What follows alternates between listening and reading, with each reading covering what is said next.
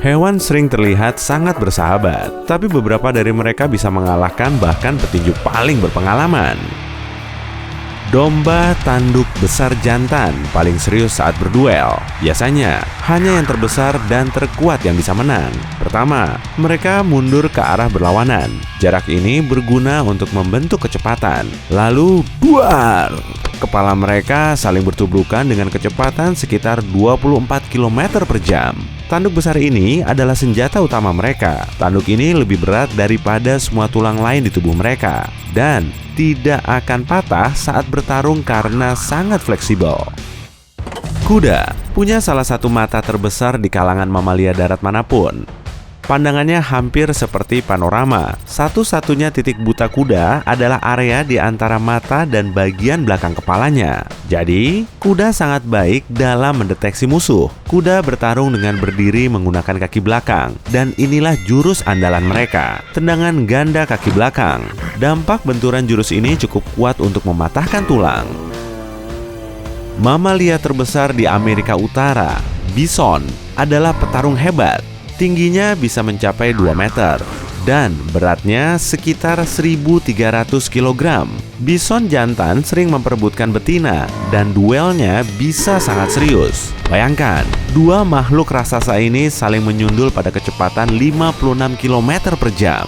Tanduknya yang tajam membantu bison saat bertarung, sementara bulunya yang tebal berfungsi untuk meredam benturan.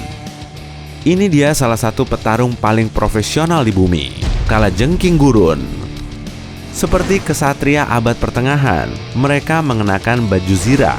Tubuh mereka merupakan eksoskeleton yang padat. Kalajengking dipersenjatai capit tajam dan sangat berbisa. Kalajengking tidak pernah pergi jauh dari rumah untuk berburu. Sebaliknya, mereka cuma menunggu dengan sabar sampai korbannya mendekat.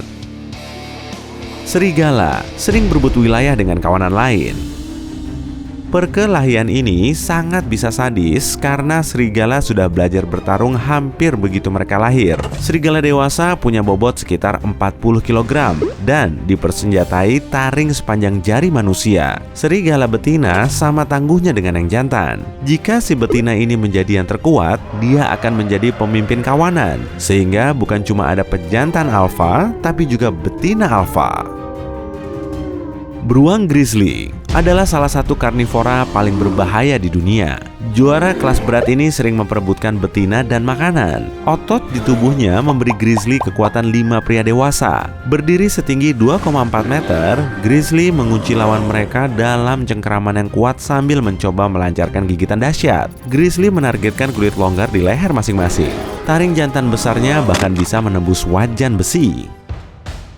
Kamu mungkin tidak pernah mengira, tapi udang sentadu yang kecil mungil ini punya salah satu tinju terkuat dari seluruh makhluk hidup di bumi. Udang sentadu biasanya tumbuh sekitar 10 cm, tapi pukulannya cukup kuat untuk memecahkan kaca akuarium yang tebal. Senjata rahasia mereka adalah kecepatannya yang luar biasa. Capit udang sentadu melesat dengan kecepatan 23 meter per detik dan menghasilkan kekuatan hampir 2.500 kali beratnya sendiri. Udang sentadu melancarkan pukulan KO-nya hanya dalam 800 mikrodetik yang menjadikan itu sebagai serangan predator tercepat di lautan. Tapi hewan kuat ini tidak suka berkelahi satu sama lain dan lebih suka menyelesaikan masalah dengan damai.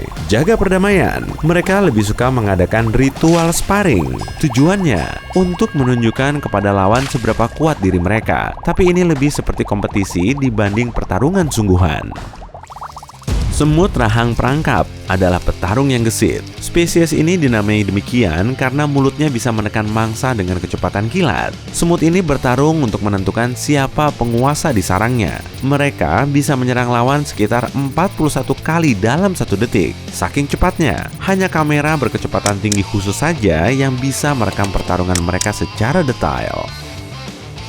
Menjadi hewan yang berbahaya tidak selalu harus cepat. Piton, misalnya, menyerang lawan lewat lilitan dengan sangat lambat. Saat sang korban menghembuskan napas, piton akan meremas lebih keras sampai sang korban berhenti bernapas, lalu menelan mangsanya sekaligus. Terwelu coklat bukan spesies yang sama dengan kelinci. Sering bertarung di musim semi saat mereka bersaing memperebutkan pasangan.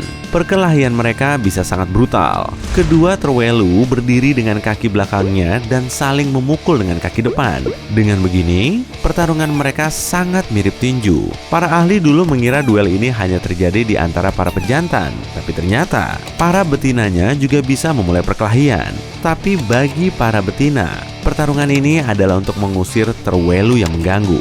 Hey, aku penasaran, apa kalau dalam kekuatan penuh rambut mereka berdiri juga seperti di film-film?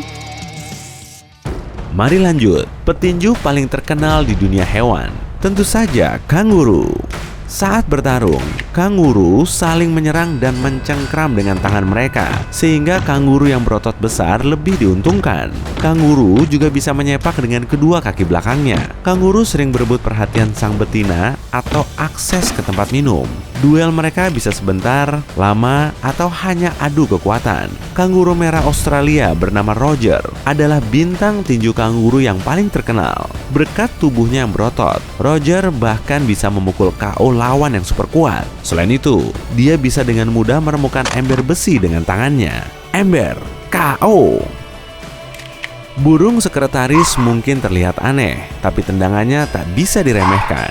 Mereka bisa mengirim lawan ke alam baka dengan satu sepakan. Kekuatan tendangannya setara dengan berat 5 berat burung itu sendiri, dan hanya butuh sepersekian detik. Jurus burung sekretaris lainnya adalah dengan mencengkram mangsanya, terbang tinggi ke langit, lalu mengempasnya ke tanah. Menurutku, jurus ini kurang adil, tapi kehidupan alam liar memang keras. Petarung paling lambat dari dunia hewan adalah, tebakanmu benar, kura-kura. Reptil ini menggigit, mendorong, dan membalikkan lawannya. Jurus terakhirnya tadi adalah masalah yang sangat serius bagi sang lawan. Begitu seekor kura-kura terbalik, dia butuh perjuangan luar biasa untuk berdiri lagi. Dan jika sang kura-kura terlalu lama terbalik, dampaknya bisa sangat berbahaya. Organ internalnya berfungsi dengan baik hanya saat mereka dalam posisi berdiri. Paru-paru kura-kura berada di bagian atas cangkang, sehingga berat organ lain akan menekannya. Kucing besar seperti macan tutul adalah salah satu hewan terkuat di dunia. Mereka jarang bertarung, kecuali untuk alasan penting. Tapi jika macan tutul lain mencoba mencuri mangsanya, pertarungan dahsyat pun dimulai. Dampaknya bisa sangat serius bagi kedua petarung. Kucing-kucing ini sangat berbahaya, tapi staminanya rendah. Mereka bisa saja berhenti untuk menarik napas beberapa kali dalam satu pertarungan. Saat semua selesai, sang pemenang membawa mangsanya ke tempat yang aman. Dan terakhir, gurita juga tahu cara bertarung. Selama berkelahi, mereka saling melempar cangkang dan objek lain dari dasar laut. Untuk melakukannya, mereka menggunakan sifon. Sifon adalah bagian di kepala gurita tempat keluar masuknya air atau udara. Sifon ibarat mesin jet gurita yang membantu mereka bergerak. Awalnya, kedua gurita akan mengumpulkan banyak objek di lengannya, lalu mengarahkan aliran air dari sifon untuk menembakkan semua peluru ke lawannya. Omong-omong, gurita tidak punya tentakel. Yang mereka punya adalah lengan. Lihat saja sendiri, atau kalau malas, percaya saja kepadaku ya. Hey, jika kamu belajar hal baru hari ini, klik tombol suka di video ini, lalu bagikan pada teman-temanmu. Inilah beberapa video menarik lainnya yang bisa kamu tonton. Klik saja video di salah satu sisi layar. Dan ingat, tetaplah di sisi terang kehidupan.